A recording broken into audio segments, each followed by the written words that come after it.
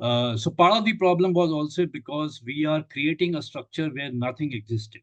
And one of the other snake, taking an example which a team solves out there, is basically your governance. Because if you have a right team, right governance would be in place, right strategies would be making to mind, because it's not a thing like a student project. So one of the anticipated snakes was that this is an industry which has operated in an archaic manner for many, many years, 50, 60 years now.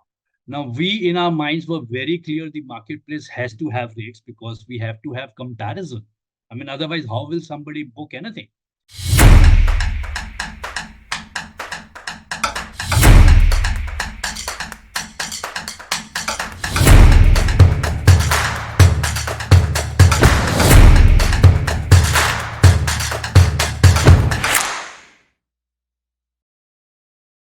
Hi, welcome to part 2 of our thematic episode Growth Hacks. Before we jump into part 2, we are going to have a quick look at the recap of part 1.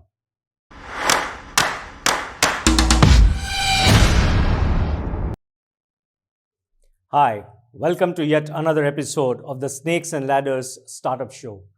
Today's episode is a thematic episode on growth hacks. You must have heard Henry Ford's famous quote, "If I'd asked my customers, they would have asked for faster horses," right? That's why he knew that he didn't want to give faster horses. That's the hallmark of a genius. In fact, a favorite quote, which is also my WhatsApp status message, is talent can hit a target that others can't hit. Talent can hit a target that others can't hit. A genius can hit a target that others can't see. That's why, of course, he was a genius. But there's a lesser known quote of Henry Ford, which you may have heard of, which says, "The customers can have any color of their choice as long as it is black." How many times in your startup have you worked on a growth hack and decided to draw the line?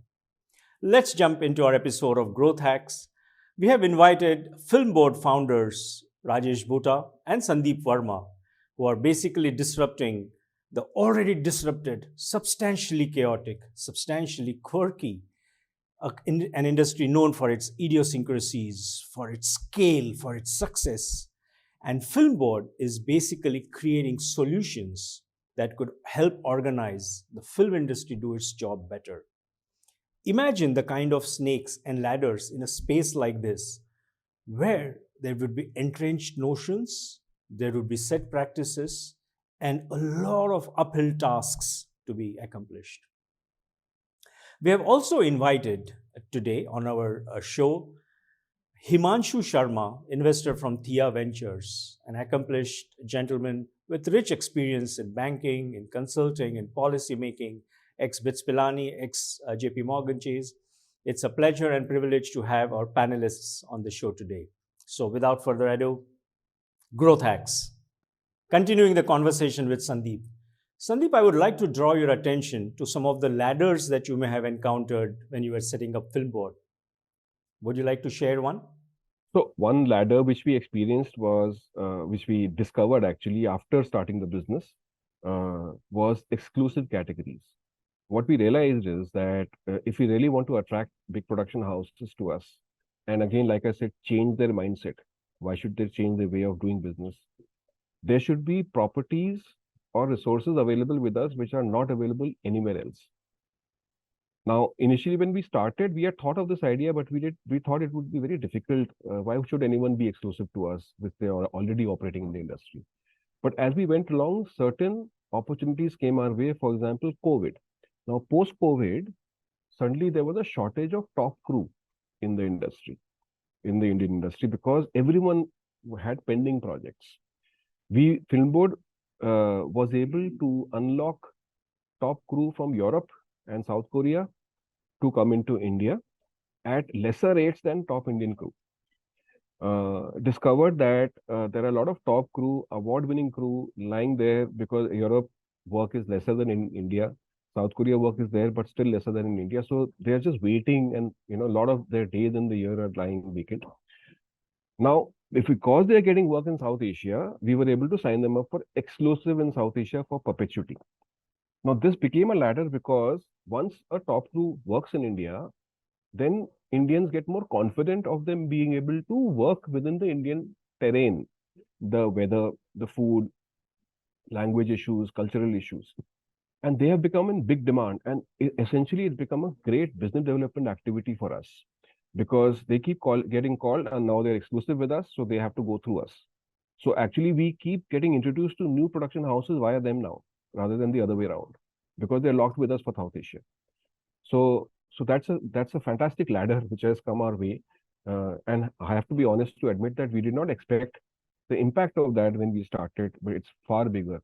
Just to add a line there, now because it's become so successful, now we got greedy and we are now signing up with universities to sign up with us exclusively to be with us because universities always have a problem with the kind of film content being shot there, whether it will be pornographic, whether it will be gory violence, blood and gore, which university wants to be associated with. Hospitals, many of the hospitals don't give themselves out for shoots because whether the care will be taken by the production unit to the patients and all of that. So now with us they have a filter. So we got really greedy now with locations as well. So a lot of universities and hospitals are now coming and signing up with us on an exclusive basis. So you will find many hospitals across the country which you can only book via Filmboard. Very interesting. This was an awesome growth hack, Sandeep. Thanks for sharing. Any other ladder that comes to your mind that you successfully navigated? Another ladder which we've identified, I can't say that we have been able to execute that yet, but we've identified it's waiting to be explored, is the ladder of financing. Now, there's a huge demand and there is a great potential because on one side, there are a lot of people who want to invest in the film business, but they don't know how to. And they're scared because of the various stories around. On the other side, the business itself has changed. The perception to outsiders is that this is still a industry where cash handling happens, and some people even say underworld is involved, which is ridiculous. Now, no, there's no underworld in the industry now. And cash component of a shoot has come down to below 15%, and on where Filmboard is involved, it's below 9%. So, and that's not thanks to us, that's thanks to UPI, to be honest. So the penetration of UPI has really worked magic because even small conveyances like $200 is being paid by UPI is no longer cash. So suddenly you don't require 1 lakh rupees cash at the end of a shoot day. So now, because of this, on the production house side, there are projects where a producer has an approval from Netflix or Amazon, and approval means like a confirmed order in a sense. It's like you build a car factory and there are 1,000 cars already booked. Netflix has already given an advance. Now, what happens is the terms of payment of a top OTT platform may not be that friendly to the way the shoot happens. So they have cash gaps. Great opportunity to come in, become a co-producer, invest in the project, become a IP holder. Your name comes on, there's vanity as well. You can also come on the shoot. Plus, also you get the confirmed profits. So, I mean, things going wrong in that is the same way as saying that things can go wrong in the factory as well. That's about it. But with a confirmed order and relying on a Netflix selection process that the Netflix would not have confirmed the order to a unseasoned producer or an unseasoned director. So obviously, if Netflix it's gone through the Netflix filter, then obviously it's a sound project. So we've identified that, and really no one is really looking at this sector. So we can be great facilitators for this. So we are talking to some fintech companies, and obviously once we get big round of funding, it will also help, the heft to be able to do this. So that's a unexplored ladder, but we've identified that, very excited by that. And we've also seen examples in other industries where the financing model really helps the marketplace model. This is awesome. Coming to Rajesh, is there any such ladder lurking around the corner which you guys might be planning to manifest? Okay, so I will call that as a potential ladder which we are still pursuing, but it's definitely a ladder. Is that we are talking to a company in US, for example, who aggregates a whole lot of locations globally. So, we're still in conversation, and we think we will click the deal someday, wherein all locations on Filmboard should be available on that platform, and all all locations of that platform could come onto Filmboard's platform. So that really opens up the global market instantly for Indian producers. So that is one ladder we are pursuing, and we think it will work. That's awesome. For all the founders out there who are not familiar with our Roll the Dice section, I'm going to request you to have a look at our section, Roll the Dice.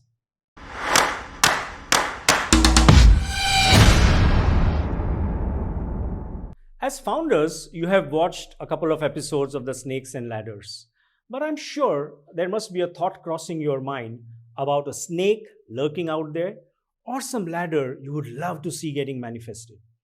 If you have some such question, you could now send your question to us via a small video recording, not more than 45 seconds, which you could just put on a Google Drive and send to us. And we will try and see if we can get you the answer. We'll also try and see if we can get an investor or an expert to answer that question for you and feature your question in the next episode. Just one suggestion. Please don't make impossible demands like, oh, you know what? I want to speak to Mr. Elon Musk.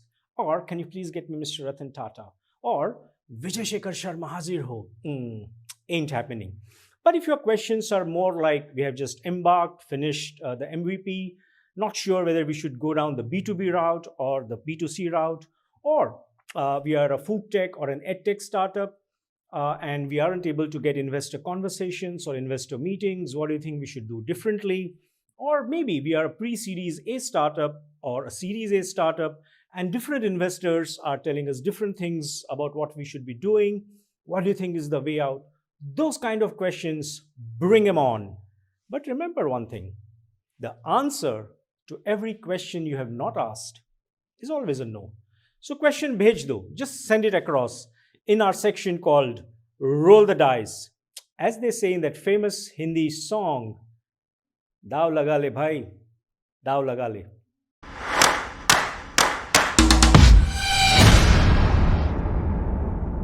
Coming back, Rajesh, is there any tech-enabled ladder that you would like to talk about? Yeah, interestingly, what we are doing is of late we are working on as we keep saying that Filmboard essentially is a tech-based company, which is bringing technology into filmmaking and disrupting parts of filmmaking and making it easier. So there's a tool which we are about to launch. It's in the beta stage right now. We're testing it internally. It's for call sheets.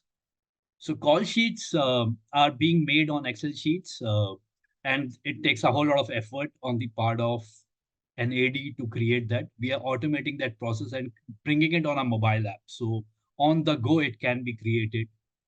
Now, while it will be a monetizable product in itself, the other interesting aspect of it is that it's going to clearly link with the main marketplace portal. In the sense, a call sheet is supposed to have all the names of the crew and cast which are going to be part of that project. So all those, since they have to be in the call sheet, by default also get a backdoor entry into Filmboard, onboarding them partially. So that's a big gain that we are seeing from there. And also, yes, just to mention, for example, so many things happen or go wrong last minute. So we could have a convenient link out there. You looking for this resource, click here, and which takes to the marketplace, and an inquiry comes to us, and then we try to fulfill that. So both ways it works, and so we are very excited about this product. The whole focus today is to make sure that it becomes a success. So yeah, we're working on it. Sure. Rajesh, is there some ladder from the past you would like to talk about, especially one that emerged from some of the best practices that you deployed? Yeah, very interestingly, Sachin, we have been actually studying a whole lot of marketplaces which exist in other domains so that we can pick up stuff from there. So one interesting thing which we remembered how a Google GPay really established itself in the Indian market. They were giving cashbacks. So what happened? between students, one guy was giving 100 rupees to the other guy and getting that 50 rupees cashback and stuff like that. So that's really onboarded a whole lot of users. So we thought, okay, we can also apply that here. So we launched a cashback scheme, which was exclusive in the sense it's not really readily available to everyone, because we wanted large production houses to make use of it, because we wanted their repeated transaction. And cashback really um, you know um, facilitates that or prompts people to use, because you earn the cashback and it is lying in your wallet, and now you want to redeem it, so you do another transaction to then redeem that. So that really gave a kind of impetus into the growth. And we are still very excited about it. It is still in picture, and we still offer it to very selective production houses, and it's a very good thing for them. Awesome. Let's come to our investor stake section.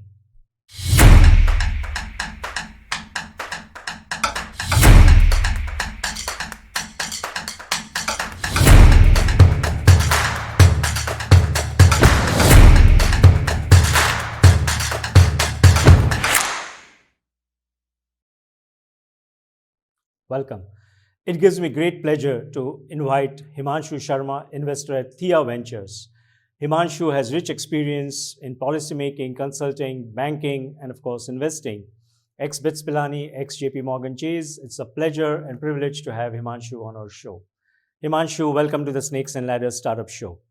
Thanks, Sachin. Thanks for having me. Really excited for the conversation. Welcome.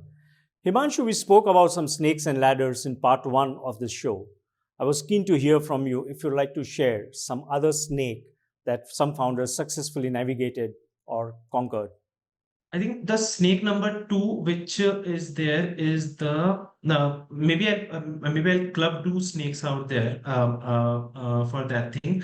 One is the understanding of the competitor mapping and where you lie in the value chain. So as an investor, when we take a look at the all the presentations which come to us, there is two slides. These are 2 slides which are super important for us, because what happens is when you're going through and you've done a sector scan, when you go through the entire sector, you know the problems of a sector. You also know at that point in time, take an example, there exists this set of solutions for that thing.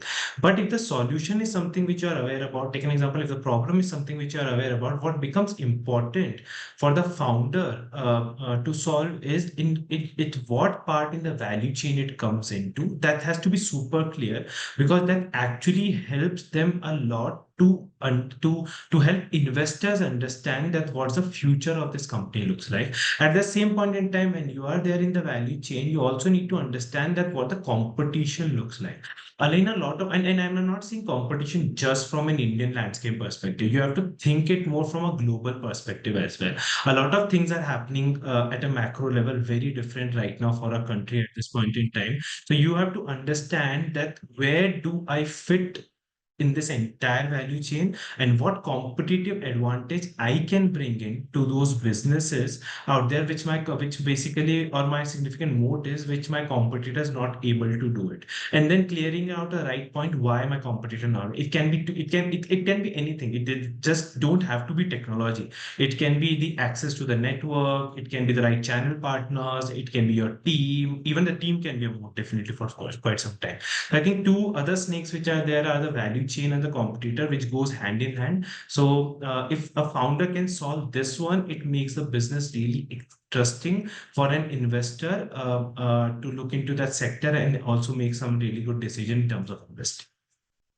And if I were to request you to share one more ladder from your rich experience of working with so many founders and startups, what would that be?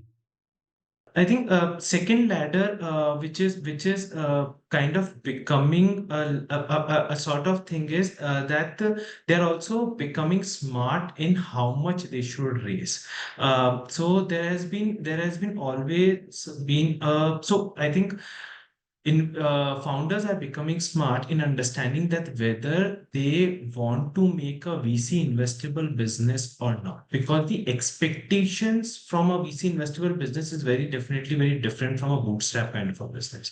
And even at that point in time, the second thing which at least in the last 1 year of this funding ecosystem, or the downfall in the funding ecosystem, what has happened is the right resource allocation and the right set of, take an example, use of your existing infrastructure has happened, because of which the founders are becoming really smart that whether how much they should raise, at what point in time they should raise, or whether they should keep on raising or not, right? So it's not more about a journey of becoming a unicorn or a decacorn for that thing. It's more about of becoming a sustainable business where we can have a certain good top line out there, and then we can take it to these companies to an IPO level. So I've seen really good companies now coming out that they might raise 1 or 2 round of funding, and that's sort of conversation which we have with a lot amount of founders as well, that they might just want to raise 1 or 2 set of funding, and then they want to go for an IPO. They're not looking for a tag of a unicorn at this point in time, but they're really looking to give their investors some really good exit, and that can happen with an IPO. But for that matter, definitely patient capital is important, and a patience in the founder is also important. So the ladder, which altogether, which I'll say the biggest ladder which they were able to solve is right use of resource allocation, how much they have to raise at this point in time, and what point in time they should raise, and in how many rounds they should raise. I think this particular one ladder, a lot of people, a lot of good, really smart founders were able to solve it out, because they don't want to be in an end-to-end situation of, take an example, when a fund, when basically the runway is left for 3 months, now we have to raise it again, because we are always dependent on the investors' money to do that thing. So there's one a really good thing which I've seen in the Indian founders now understanding, and that comes a lot from a mindset out there of the US kind of a founders which were able to do it. Specifically, this area happens at the manufacturing level, where I see India's biggest scope right now. We have seen trends in different businesses, but the biggest trend which now has to come in Indian space, and we can see at a macro level as well, is manufacturing. And a lot of people who are building in manufacturing were able to solve this kind of a problem with the help of this ladder which came out. Terrific. As we come to the end of this part, Himanshu, a word of advice for the entire founder community out there at large. Anything that you'd like to share? I think one thing out there is don't I always feel like don't to a lot of time over complicate the problem as well. So take an example, if you find out a problem and if you have a solution out there, start acting on it, and start more sort of having a conversation with the right set of folks. And when I say right set of folks, these folks should be there who will become your end customers, for that matter. And that's my first set of advice to all the new founders which will be coming out. A lot of time which we think out there is we built out a perspective on the basis of the half knowledge, and then on the basis of that perspective we try to overcomplicate the problem and solve it. But if you find out, because the point is the problem is not going to solve from a day one, it's a journey in which the problem or the tech has to be developed, the problem has to be solved and everything. So I think that's the first set of thing. And then the second set of thing which I highlighted in the ladder as well, be very cautious in terms of how much you are raising, and basically I'll put it in that way. If you're not very clear with the use of funds, then there's no point in raising a really good amount out there and say that it's just lying in your bank. If you're raising 1 million and you say that you can give someone a really good breakup of how that million gonna be used and how this million gonna be used for the next sort of your growth, fundraising and everything, then only raise 1 million. Otherwise, don't raise it, because you're not ready for that thing. So I think these will be my two sort of advice for all the founders who are going to be building up there. And then the third thing is don't worry about that there's a funding winter and everything.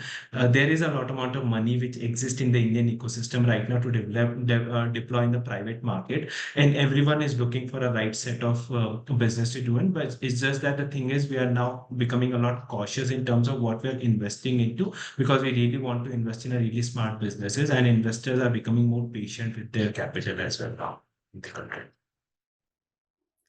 Awesome. Thanks. This brings us to the end of the second part of our thematic episode on growth hacks.